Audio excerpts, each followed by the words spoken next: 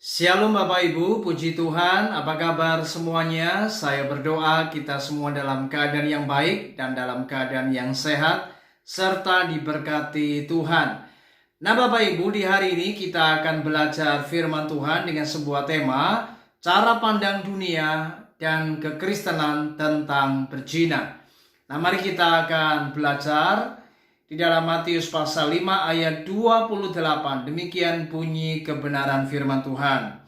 Tetapi aku berkata kepadamu, setiap orang yang memandang perempuan serta menginginkannya, sudah berzina dengan dia di dalam hatinya. Bapak Ibu, apa yang baru saja kita baca ini? Ini merupakan sebuah pernyataan yang tegas dari Yesus Kristus tentang definisi berzina. Nah, saudara, bagi Yesus ternyata perzinahan itu terjadi ketika seseorang memandang seorang perempuan dan menginginkannya, maka ia sudah berbuat zina dengan dia di dalam hatinya. Jadi ternyata perzinahan bukan masalah soal ia telah melakukan apa yang namanya hubungan seksual secara fisik. Tetapi ketika seseorang memandang dan ia menginginkannya, maka ia sudah berbuat zina. Saudara, mengapa Yesus menyampaikan perkara ini? Karena pada waktu itu, ahli-ahli Taurat, para rabi Yahudi, mereka telah memutarbalikkan akan larangan jangan berzina. Mereka menggantikannya dengan sebuah pernyataan, jangan engkau kedapatan berbuat zina. Dengan kata lain, ketika seseorang berbuat zina, ketika seseorang melakukan perzinahan, maka hal itu tidak menjadi masalah asal tidak ketahuan. Jadi ketika seseorang ia berbuat zina tapi tidak ketahuan, itu bukan menjadi sebuah problem. Nah, ini berarti mereka telah memberikan kelonggaran tentang apa yang namanya perzinahan. Nah, itu sebabnya Yesus memberikan sebuah pernyataan yang tegas bahwa ketika seseorang berbuat zina, meskipun ia tidak ketahuan, itu sudah berbuat zina.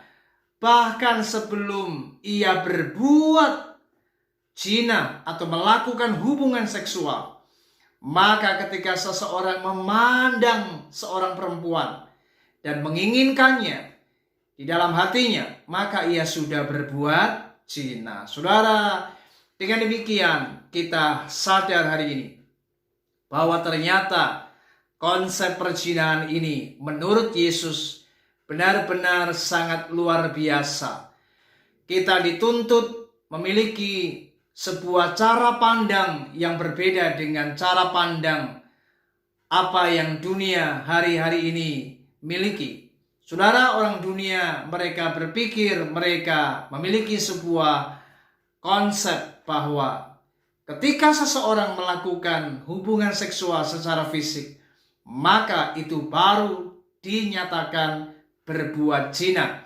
Ketika seseorang melakukan perzinahan dan kedapatan ia melakukannya, maka itu bagi orang-orang dunia itulah yang namanya perzinahan. Tetapi hukum standar daripada kekristenan berbeda.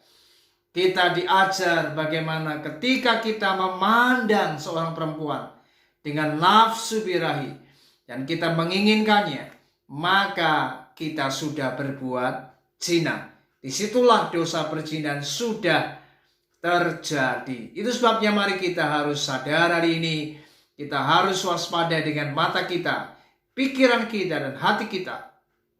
Mari kita harus benar-benar memiliki apa yang namanya pengendalian diri.